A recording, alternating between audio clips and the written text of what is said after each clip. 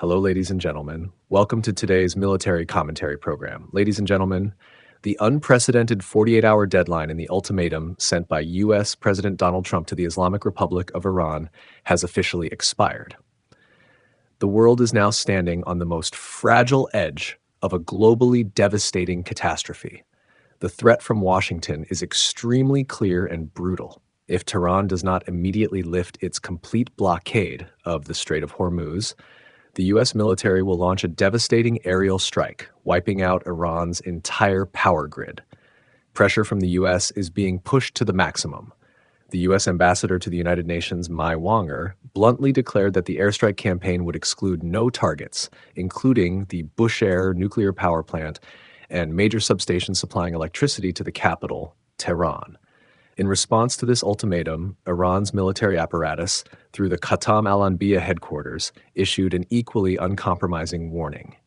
If their national power grid is attacked, Iran will retaliate by launching a barrage of ballistic missiles, flattening all energy infrastructure, petrochemical complexes, and desalination plants of the U.S. and its allies across the Middle East. Ladies and gentlemen, this is no longer a typical localized conflict. This is a strategic game called mutually assured destruction, a modern version targeting economic systems and civilian infrastructure. And in today's program, we will dissect the military thinking behind this high-stakes gamble. Will the use of overwhelming air power to collapse the power grid be enough to force Iran to surrender? Or will this ultimatum inadvertently trigger an irreversible escalation, devastating the Gulf's energy structure and pushing the global economy into recession? To analyze the nature of President Donald Trump's ultimatum, we must first examine the foundational thinking of Western military planners. Since the end of the Cold War, U.S. military doctrine has placed great faith in air power, using overwhelming aerial firepower to destroy core infrastructure, paralyze deterrent systems, and thereby break the opponent's will without committing ground troops to prolonged conflict.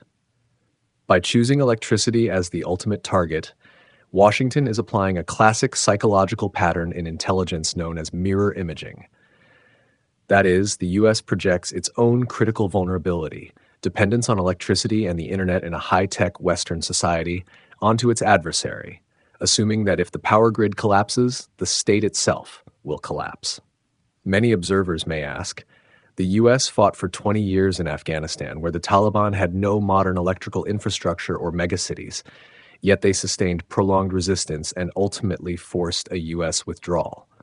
So why is the U.S. confident that destroying substations can subdue a regional military power like Iran?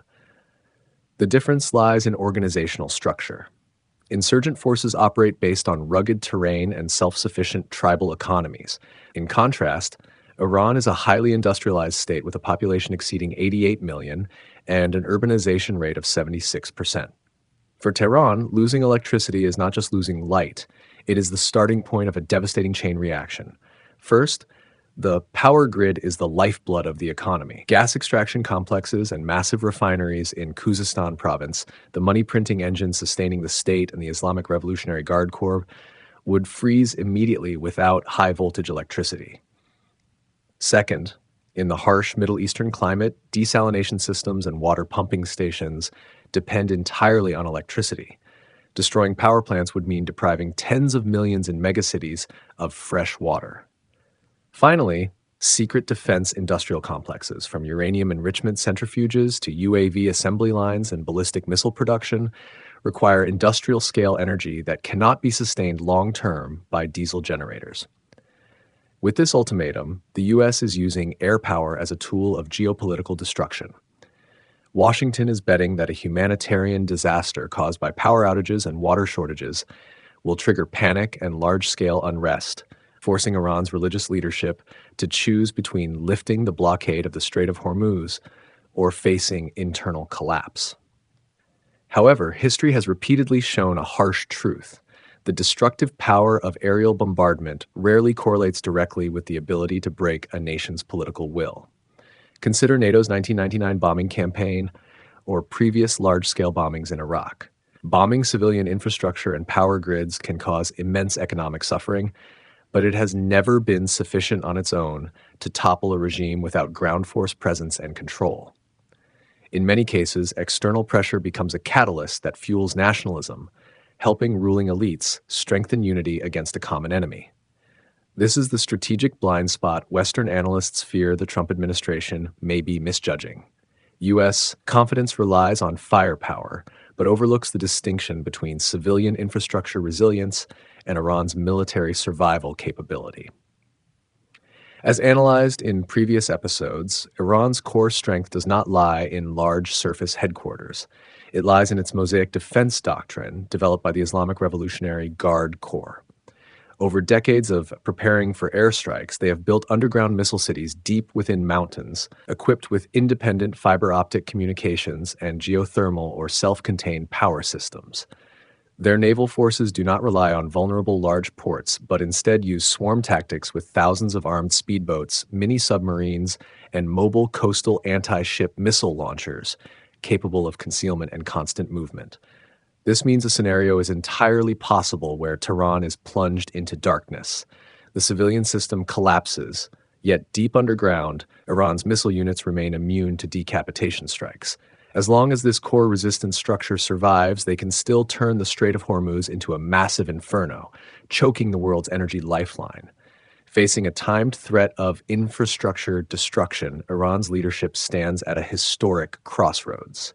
Complying and lifting the blockade may be the only way to save the power grid and economy from physical destruction.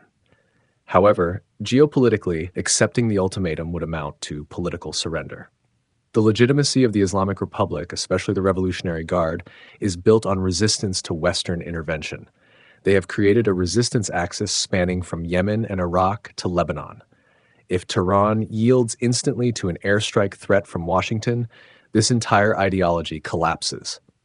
In the eyes of allies, Iran would be exposed as a paper tiger. Losing fear and strategic credibility could cause internal collapse faster than any U.S. bomb.